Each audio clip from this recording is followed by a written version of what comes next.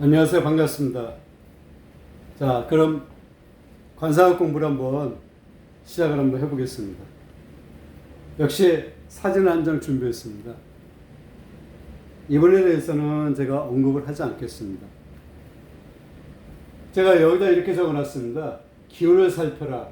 조화 균형을 살펴라.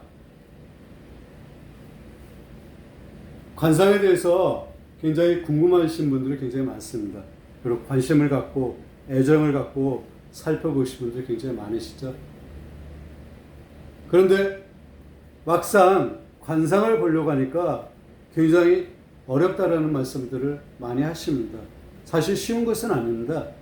관상이든 사주든 수상이든 이렇게 운명을 감정하는 것은 결코 쉬운 학문이 아닙니다. 오랜 세월 수련을 해야 됩니다. 공부를 많이 해야 되고요. 그리고 사람을 많이 연구를 해야 되죠. 그래야만 어느 정도 경지에 오를 수 있는 눈이 열리는 것입니다. 그래서 사진을 제가 준비를 하는 것입니다. 그렇다고 제가 관상의 대가는 결코 아닙니다. 관상을 살피는 데는 여러 가지 방법이 있습니다. 어떤 분들은 코에 중점을 두고 관상을 살피고, 어떤 분들은 입에 중점을 두고 살피고, 또 눈썹이나 귀, 눈, 이렇게 관상가마다 그것은 좀 달리 해석을 합니다. 하지만 관상서에는 분명히 언급을 하고 있습니다. 어디가 중요한지, 물론 중요하지 않은 것이 없습니다. 하지만 우선 살펴야 되는 것이 있습니다. 그것은 관상을 공부하는 모든 분이라면 그것을 알고 있습니다. 그러면 이것은 저의 관점에서 살피는 것입니다. 그렇다고 제가 반드시 옳은 것은 또 아니라는 것을 말씀을 드립니다. 제가 이분의 관상을 살핀다 그러면 여러분도 같이 한번 살펴보십시오. 저는 이렇게 살펴보겠습니다. 여러분들은 어떻게 살펴보실까요?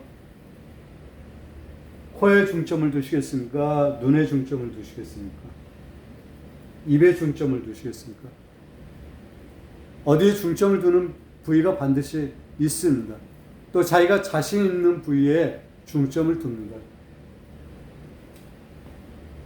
저는 이 두 가지로 중점을 두고 살펴보겠습니다.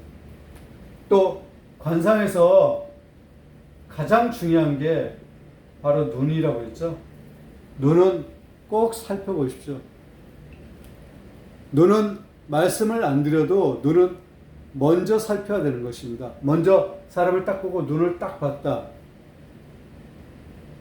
눈 모양도 중요하지만 안광이 굉장히 중요합니다. 그리고 어떤 분이 저의 상을 보고 제 얼굴을 보고 눈이 좌우가 짝짝인 음양아니네 이렇게 말씀하신 분이 있습니다. 예, 이쪽을 제가 눈을 2번을 수술했습니다. 30대 초반하고 그 다음에 이쪽 2번째는 40대 때 제가 수술을 한 적이 있습니다. 그래서 아마 양쪽이 짝짝이로 좀 보일 겁니다. 이거는 참고로 제가 말씀을 드리는 것입니다. 그만큼 눈이 중요한 것입니다. 눈을 볼 때 눈의 눈빛, 안광을 살펴보십시오. 그 안광이 핵심입니다. 살펴보기가 쉽지는 않지만 살펴보십시오. 그러면 저는 이번에 상을 2가지로 살펴본다고 했죠. 이번에 상이 기운을 한번 보십시오. 기운이 맑은지 탁한지를 살펴보십시오. 그리고 고독한지 쓸쓸한지 이것을 살펴보시면 됩니다. 관상이 좋으신 분들은 맑습니다. 상 자체가 굉장히 맑게 보이죠. 관상이 그게 좋은 것입니다. 하지만 반대로 관상이 좋지 못하면 탁합니다. 얼굴빛이 탁하게 생겼죠. 그리고 쓸쓸해 보입니다. 굉장히 고독해 보이고요. 이게 다 기운이죠. 기운을 살피는 것이죠. 이게 굉장히 중요한 겁니다. 이것만 파악을 하더라도 저 사람 맑으니까 상 자체가 좋다. 저분은 굉장히 탁하다. 그러면 현재 상태가 좋지 못한 겁니다. 앞으로도 그럴 것이고 살아온 날도 그런 것입니다. 얼굴은 자신의 인생이 담겨 있는 것입니다. 그리고 고독해 보여도 그렇고요. 이분은 얼굴 보니까 좀 손을 댄 부분이 있습니다.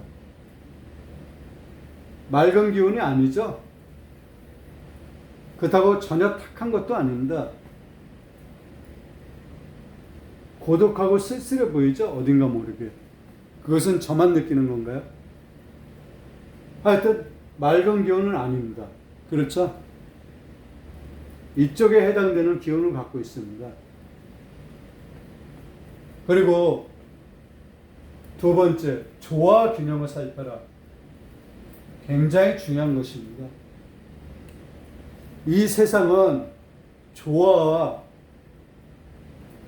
맞지 않는 부조화로 이루어져 있죠. 우리 삶도 그렇습니다. 삶이 태어나서 죽을 때까지 항상 조화롭지만은 않죠. 그게 인생이고 그게 세상살이고 그게 어떻게 보면 이 살아가는 이치에 맞을지도 모릅니다. 그래서 얼굴을 살필 때는 조화 균형이 맞는지 안 맞는지 꼭 살펴보십시오.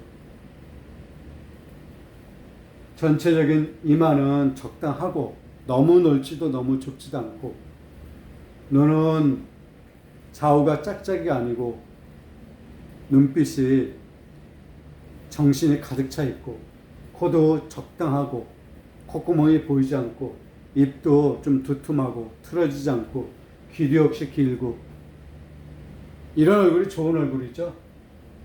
이 사람이 전체 인상을 한번 보십시오. 눈 한번 보십시오. 눈꼬리가 상향되어 있죠.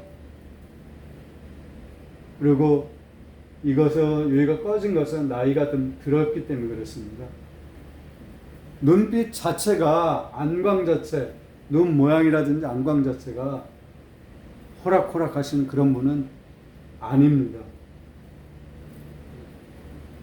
그리고 입도 좀 틀어졌죠. 광골도 이쪽은 솟고 이쪽은 좀 꺼져 있습니다.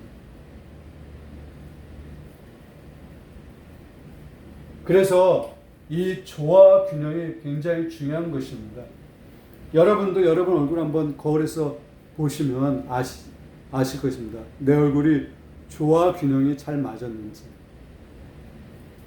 그리고 하관이 좀 두둑한지, 맑고 깨끗한지, 생기가 도는지, 이것을 살펴보시면 내 현재 운세를 모르더라도 앞으로라든지 다가올 운세를 살필 수가 있는 것입니다. 그래서 이 기운, 조화 균형이 맞는 얼굴, 이것을 살피는 것은 반드시 살펴야 됩니다. 반드시. 그렇지 않고 코가 좀 어떻냐, 이것에 너무 연연해하지 마십시오. 전체적인 것을 살펴보십시오. 산을 본다 그러면 산을 전체를 먼저 살펴보십시오. 우리가 에베레스트 산을 한번 보십시오. 에베레스트 산 하나하나 봉우리 하나 안 살펴봐도 딱 사진을 딱 보면 굉장히 높죠. 그리고 왠지 모르게 근접하기 어렵습니다. 눈 덮여 있고 내가 가보지 않아도 그 기운을 느낄 수 있죠. 그것입니다. 바로 중요한 게. 하지만 나무가 많고 그렇게 높지 않더라도 딱 보면 산의 그 기운을 느낄 수가 있죠. 모양도 그렇습니다. 어떤 물건도 그 모양에 따라서 느껴지는 기운이 있습니다. 자동차를 한번 보십시오. 아주 값싼 자동차 있죠? 조그맣고 이런 차하고 고급차 한번 보십시오. 모양이 벌써 틀리죠?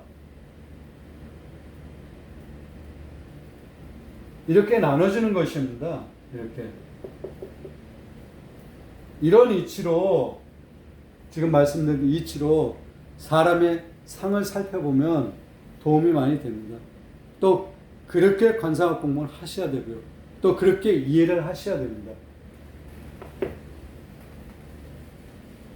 그래서 이번에 상은 지금 이 두 가지로 판단해도 이분이 어디에 속해서 사는지를 알 수가 있는 것입니다. 물론 여기서 또 세부적으로 상중하, 여기 세부적 이걸 모르더라도 여기에 속해 사는지 여기에 속해 사는지 여기에 속해서 살아가는지를 판단할 수가 있습니다. 다시 한번 요점에서 말씀을 드리겠습니다. 상을 살필 때는 전체의 느낌, 기운, 조화, 균형이 맞는지를 반드시 살펴보십시오. 그러시면 사람을 판단하는데 많은 도움이 되실 것입니다. 제가 유튜브 관상학을 강의하는 것도 다 이러한 목적으로 제가 관상학 강의를 하는 것입니다. 전체적인 느낌, 기운, 조화, 균형이 맞는지 안 맞는지, 그리고 반드시 눈을 살펴라. 관상학을 제대로 살펴보는 방법을 제가 여러분들께 말씀을 드리는 것입니다. 오해 없으시기 바랍니다. 그렇다고 해서 제가 관상학의 대가 아주 딱 보면 뭐든지 다 알 것 같은 그런 수준은 아닙니다. 이것을 다시 한번 여러분한테 상기시켜서 말씀을 드립니다. 저도 계속 지금 공부하고 있습니다. 오늘은 이 정도로 강의로 끝마치겠습니다. 대단히 감사합니다.